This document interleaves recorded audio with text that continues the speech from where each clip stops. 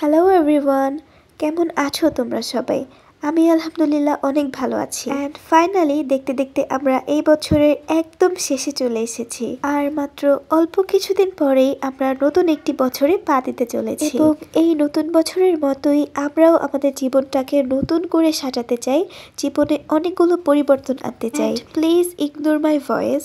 আসলে এই ভিডিওটা চাইলে আমি কিছুদিন পরেও বানাতে পারতাম, বাট আমার মনে হলো যে এটাই সঠিক সময় এই ভিডিওটা বানানোর। বিশেষ করে এসএসসি 25-এর ভাইয়া আপুরা তোমরা আমাকে অনেক কমেন্ট করেছো, অনেক মেসেজ করেছো, তাই ভাবলাম ঠিক আছে তাহলে আমি একটি ভিডিও বানিয়ে দেই। তো আজকের ভিডিওতে তোমাদের সমস্যাগুলো সমাধান করার চেষ্টা করব, 4টি রুলস শেয়ার করব। আশা করি এই রুলসগুলো তোমাদের অনেক কাজে লাগবে। So let's get started. তো তোমরা আমাকে সবচেয়ে বেশি যে কমেন্টটি করে থাকো বা প্রশ্নটি করে থাকো সেটা হলো যে আপু আমি এই 2 বছর কিছুই পড়িনি, এখন কি আমার এই 2 বা 3 মাসে পড়ে এ প্লাস পাওয়া সম্ভব? আপু আমি কিভাবে এ প্লাস পাবো? এতটুকু সময়ের মধ্যে আমি কিভাবে পড়া শেষ করব? পড়াশোনা নিয়ে আমি খুবই স্ট্রাগল ফেস করছি, আমি ডিপ্রেশনে আছি, কোনো পড়াই আমার মাথায় ঢুকছে না, আরও অনেক প্রশ্ন। এবং অনেকেই দেখলাম আমাকে টেক্সট করে পাঠিয়েছো, আপু আমার দিনে এই কয়টা কোচিং থাকে, এই কয়টা প্রাইভেট থাকে, আমাকে একটি রুটিন বানিয়ে দাও। তো তোমরাই বলো এতজনকে কি আমার রুটিন বানিয়ে দেওয়া সম্ভব? যাই হোক, তাও যদি তোমরা একটি বেস্ট রুটিন পেতে চাও তাহলে তোমরা আমার এই ভিডিওটি দেখতে পারো। তো চলো এখন আমরা আমাদের সেই বেস্ট 4টি রুলসে চলে যাই। Rules number 1, be loyal with your commitment. ধরো তুমি তোমার নিজেকে কথা দিলে যে এবার এক্সামে তুমি এ প্লাস পাবে, বাট তুমি কি এ প্লাস পাওয়ার জন্য যেই কাজগুলো করার দরকার সেই কাজগুলো করছো?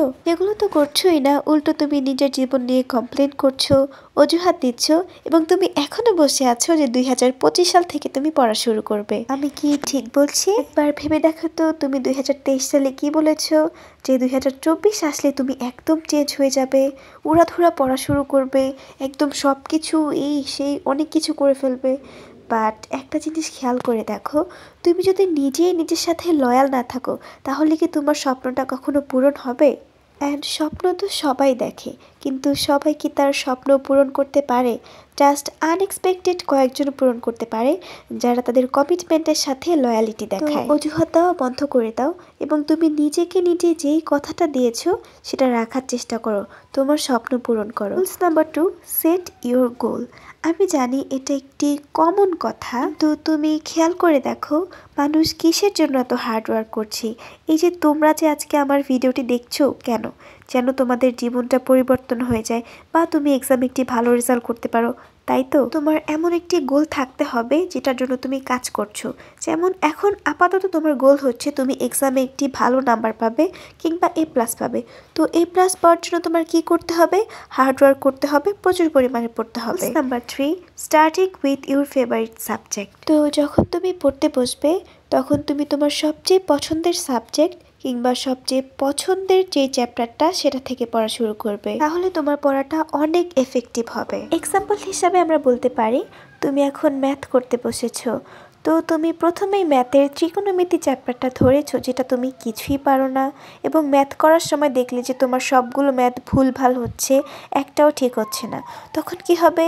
তোমার প্রতি তোমার আত্মবিশ্বাস কমে যাবে, তোমার এক্সপেকটেশন কমে যাবে এবং তোমার কাছে ডিপ্রেসড ফিল হবে, কিরে ভাই আমি তো কোনো ম্যাথই পারতেছি না। But at the same time তুমি যখন তোমার পছন্দের একটি চ্যাপ্টার করা শুরু করবে, ধরো সেটা হচ্ছে ধারা, তুমি ধারার ম্যাথগুলো অনেক ভালো করে পারো, তো তুমি যখন ম্যাথ করা শুরু করবে, যখন দেখবে যে না তুমি ম্যাথগুলো করতে পারছো, তখন তোমার মধ্যে একটি আত্মবিশ্বাস তৈরি হবে যে আমি তো আসলে এই ম্যাথগুলো পারছি, তাহলে হয়তো বা আমি সব ম্যাথগুলোই করতে পারবো আস্তে আস্তে ইনশাল্লাহ।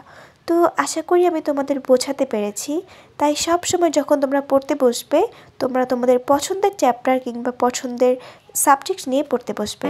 Finally rules number 4, change yourself every time. প্রতিনিয়ত নিজেকে পরিবর্তন করার চেষ্টা করো, কিছু ভালো অভ্যাস করে তোলার চেষ্টা করো, কেননা একদিনে কখনোই কেউ পরিবর্তন হতে পারে না, ভালো অভ্যাস করে তুলতে পারে না। এই যে আমি তোমাদের মোটিভেশন দিচ্ছি, তো এখন যদি তোমরা ভাবো আমি অনেক ভালো স্টুডেন্ট, আমার জীবনটা অনেক গোছানো, আমি সবসময় টাইম মেনটেন করি, রুটিন মেনটেন করি, দেন ইউ আর অ্যাবসলিউটলি রং। তো আর মাত্র কয়েকটা দিন পরেই আমার টেস্ট এক্সাম শুরু হবে, বাট টু বি অনেস্ট আমার এখনও সিলেবাস শেষ হয়নি।